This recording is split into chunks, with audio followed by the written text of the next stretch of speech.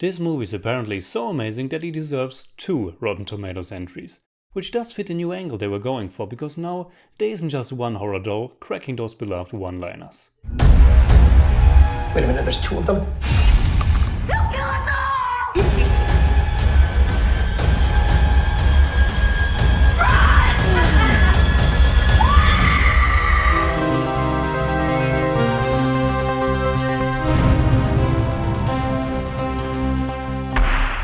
Chucky's back again, and it's quite remarkable that this franchise, which started in 1988, is still going forward, while so many other have been rebooted or simply ended. From a very early age on, I was always kind of a fan of those movies, especially the first one, which still has one of the best 80s horror finales in my opinion, and the fourth one, which went full horror comedy. But to my shame, I was so very sure that this newest one, Cult of Chucky, is the 6th installment when it's actually already number 7.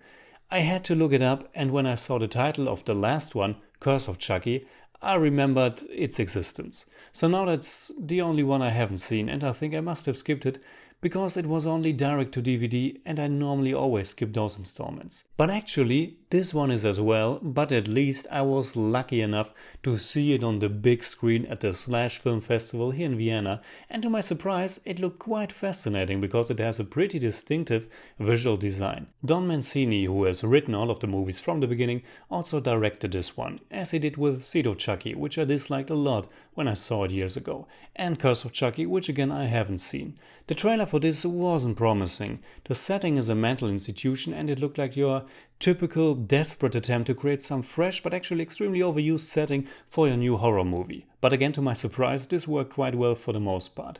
There's a very clear idea behind the visual design and color scheme of the movie. Everything is very clean and sterile. There are strong lines, a lot of empty spaces, and everything is held in white or very neutral tones. This goes for the interior of the mental institution as well as for the constant snow that's outside. Chucky, that old 80s good guys doll, is not just an intruder in a serial killer kind of way, but also just visually. Those bright retro colors doesn't fit with the clinical setting, and that's exactly what makes it stand out and interesting to look at. Mancini went for a far more creepy atmosphere than I was expecting, and there are some beautiful visuals in there. A giant window at the ceiling with little snowflakes falling onto it until it crashes down on one of the victims.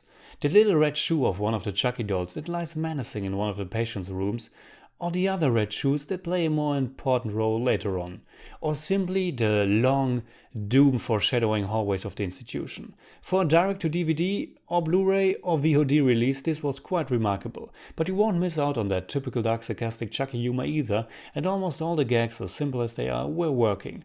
After all, Cult of Chucky is pretty much a guilty pleasure.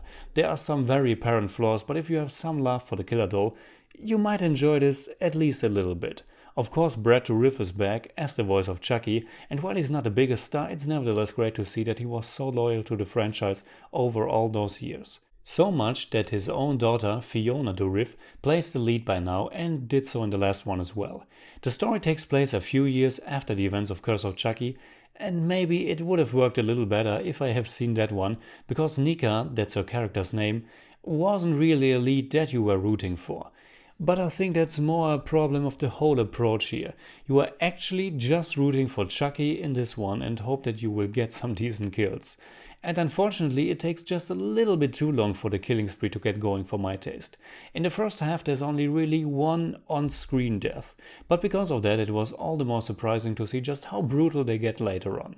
The finale had some really cruel deaths, but the story also takes a very strange route. Without spoiling it, you should be warned that the very end feels almost like the movie just ended without giving you a real conclusion, as if the next sequel would just begin after the last scene of this one. And if you are using your brain just for the tiniest amount, you might wonder what kind of strange plan Chucky had in mind here. With the actual ending in mind, it all felt very much as if those events just took place to give the audience something to see for 90 minutes. The way Chucky went along with what he was doing doesn't make a lot of sense, and his goal could have been achieved way easier. The inclusion of the original Andy actor and character, and of course Jennifer Tilly, was a nice bonus, but I wish they would have incorporated them more in the story. And if you want to, you could pick the movie apart quite easily. But again, this is a guilty pleasure for slasher fans out there, and I think if you know that going in, you might get something worth your time. In German I'd say... Hi, ich bin Chucky. Spielen wir? I give Cult of Chucky 6 out of 10. It's more like 6.1, but I don't do that. And they call me sick? A true classic never goes out of style.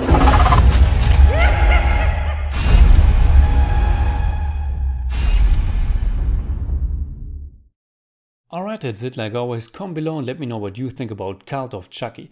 And also let me know what you think about the Chucky franchise in general and which is your favorite part. My next review will be It, finally. You can hit me up on Twitter, Facebook, Instagram, simply at @TheJimmyCage. And if you enjoyed this video, please give me a thumbs up, share, subscribe, whatever you like. And make sure you hit that bell for all I have to tell.